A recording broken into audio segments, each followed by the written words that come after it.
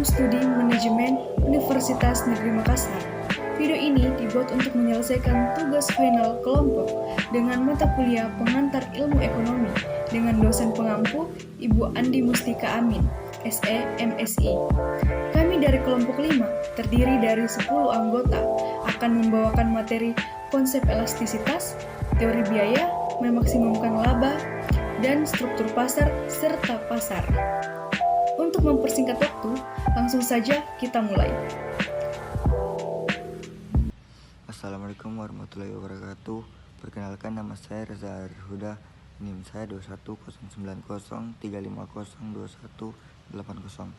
Di sini saya akan membacakan apa definisi dari pengantar ilmu ekonomi. Ilmu ekonomi adalah ilmu yang mempelajari tingkah laku manusia untuk mendapatkan dan mengelola sumber daya yang terbatas. Ilmu ini muncul karena manusia memiliki kebutuhan dan keinginan yang tidak terbatas, tetapi sumber daya yang tersedia untuk memenuhinya terbatas. Perkenalkan, nama saya Rahmat Taufik, NIM 210903502187. Saya akan menjelaskan konsep elastisitas. Sebelum kita jauh ke dalam konsep elastisitas, marilah kita mengetahui pengertiannya terlebih dahulu. Elastisitas adalah perbandingan perubahan proporsional dari sebuah variabel dengan perubahan variabel lainnya. Dengan kata lain, elastisitas mengukur seberapa besar kepekaan konsumen terhadap perubahan harga. Baik, Assalamualaikum warahmatullahi wabarakatuh. Perkenalkan, nama saya Dita Rifianta dari kelas manajemen G, ingin mempresentasikan elastisitas permintaan. Elastisitas permintaan digunakan untuk mengetahui besarnya perubahan jumlah barang yang diminta akibat adanya perubahan harga barang itu sendiri. Jenis elastis ada 5, yaitu pertama, permintaan elastis. Yang kedua, permintaan inelastis. Yang ketiga, permintaan elastis unitary. Yang keempat, permintaan inelastis sempurna. Dan yang kelima, permintaan elastis sempurna. Sekian dan terima kasih. Assalamualaikum warahmatullahi wabarakatuh. Salam, Om Swastiastu, Namo Buddhaya, Salam Kebajikan. Perkenalkan, nama saya Taufikur Rahman Arsyad dari kelas manajemen G. Di sini saya akan mempresentasikan yaitu elastis penawaran. Elastis penawaran digunakan untuk mengetahui besarnya perubahan jumlah barang yang ditawarkan akibat adanya perubahan harga barang tersebut. Elastis penawaran terbagi atas 5 jenis, yaitu yang pertama penawaran elastis, yang kedua penawaran inelastis, yang ketiga penawaran elastis unitary, dan yang keempat penawaran inelastis sempurna, dan yang terakhir adalah penawaran elastis sempurna. Sekian dan terima kasih. Selanjutnya, saya akan menjelaskan teori biaya. Konsep biaya adalah biaya yang dikorbankan dalam produksi suatu produk dan dinyatakan sebagai penerapan harga satuan atau harga pasar. Nilai sebenarnya adalah jumlah yang harus dialokasikan perusahaan untuk menghasilkan produk atau layanan. Biaya ini mencakup semua kebutuhan nilai dari manufaktur hingga pemasaran. Adapun fungsi-fungsi biaya yaitu 1. Menjamin lancarnya kegiatan operasional. 2. Sebagai dasar perhitungan harga pokok atau biasa disebut dengan HPP. 3. Tolak ukur penentuan margin profit. Dan yang terakhir, pedoman perencanaan pengeluaran berikutnya. Terima kasih. Assalamualaikum warahmatullahi wabarakatuh. Saya Nur Amalia Fauzia dengan NIM 210903502183, nomor urut 46 dari kelas G Manajemen. Baik, saya akan membacakan materi dari klasifikasi biaya yang dibagi menjadi 3, yaitu berdasarkan identitas terjadinya. Pertama, biaya tetap atau fixed cost. Biaya tetap dipahami sebagai beban yang jumlahnya selalu tetap dan tidak berubah. Kedua, biaya variabel atau variable cost. Definisi biaya variabel adalah bahwa biaya total selalu berubah seiring dengan perubahan aktivitas. Dan ketiga, biaya campuran atau mixed cost. Biaya campuran memiliki aspek biaya tetap dan biaya variabel. Baik, terima kasih. Assalamualaikum warahmatullahi wabarakatuh. Assalamualaikum warahmatullahi wabarakatuh. Perkenalkan, nama saya Rusdiana dari kelas manajemen G. Baik, saya akan mempresentasikan tentang klasifikasi biaya. Berdasarkan potensinya ada dua, yaitu satu biaya peluang atau biasa disebut dengan opportunity cost.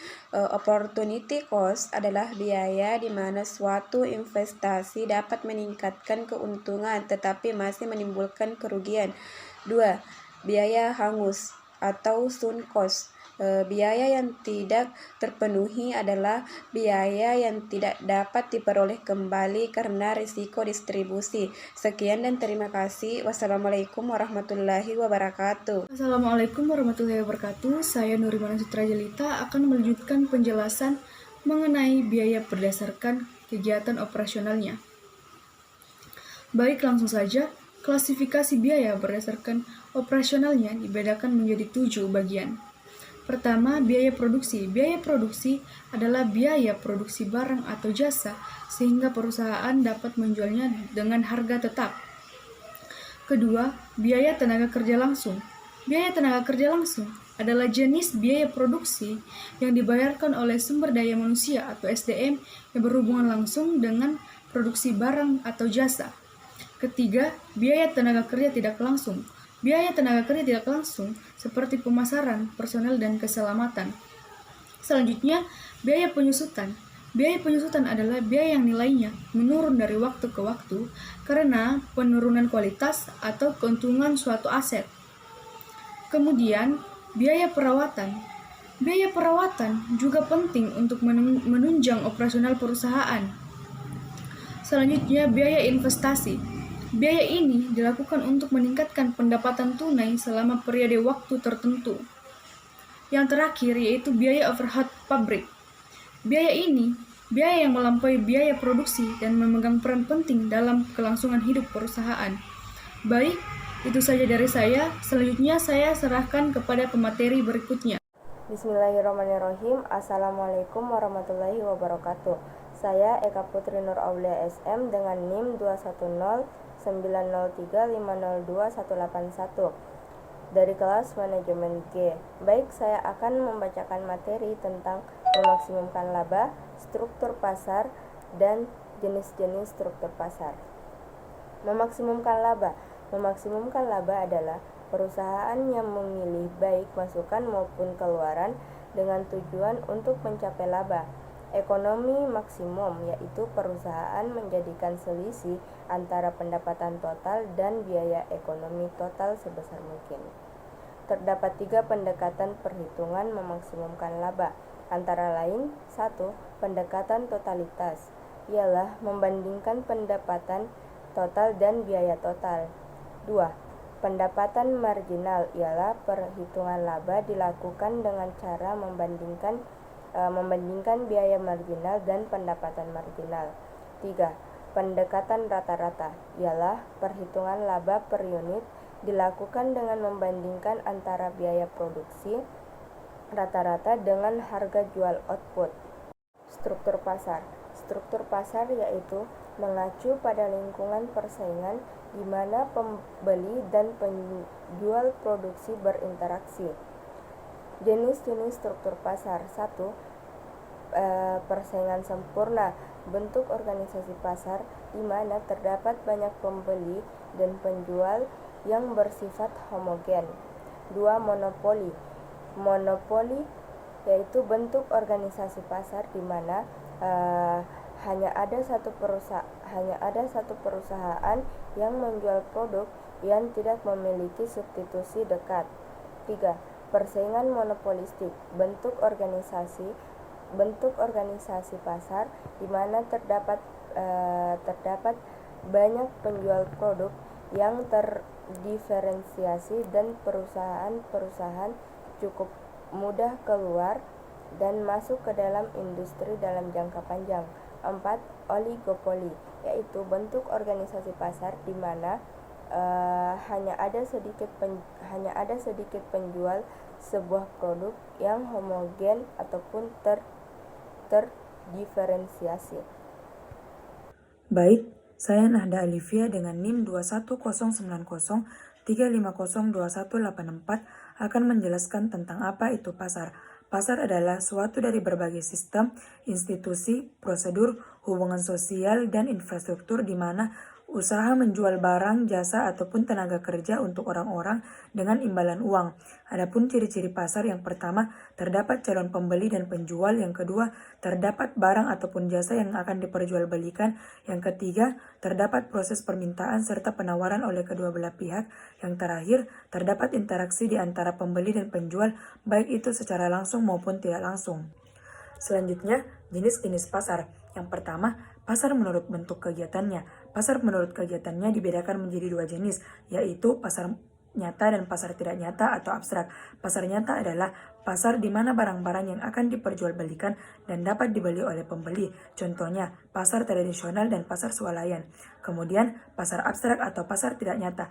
Pasar abstrak adalah pasar di mana para pedagangnya tidak menawarkan barangnya secara langsung, tetapi melalui surat dagangannya saja. Contohnya, pasar online dan pasar saham. Kemudian yang kedua, pasar menurut transaksi. Pasar menurut transaksi dibedakan menjadi dua jenis, yaitu pasar modern dan pasar tradisional. Pasar modern adalah pasar yang bersifat modern di mana barang-barang yang diperjualbelikan dengan harga yang pas dan dengan layanan sendiri. Kemudian pasar tradisional. Pasar tradisional adalah pasar yang bersifat tradisional di mana para pedagang dan pembeli dapat melakukan tawar-menawar secara langsung. Kemudian yang ketiga, pasar menurut jenis barang. Beberapa pasar hanya menjual satu jenis barang tertentu. Contohnya, pasar hewan, pasar daging, pasar sayur, pasar buah. Kemudian yang keempat, pasar menurut waktu. Ada beberapa pasar yang melakukan jual beli hanya pada saat hari-hari tertentu saja. Kemudian yang kelima, pasar menurut keleluasaan distribusi. Menurut keleluasaan distribusinya, barang yang dijual pasar dapat dibedakan menjadi pasar lokal, pasar daerah, pasar nasional, dan pasar internasional. Yang kemudian pasar menurut bentuk serta struktur. Mungkin itu saja yang dapat saya jelaskan. Kurang dan lebihnya mohon dimaafkan. Wassalamualaikum warahmatullahi wabarakatuh. Itulah tadi pembahasan materi dari kelompok kami. Lebih dan kurangnya mohon dimaafkan. Wabillahi taufiq wal hidayah. Wassalamualaikum warahmatullahi wabarakatuh.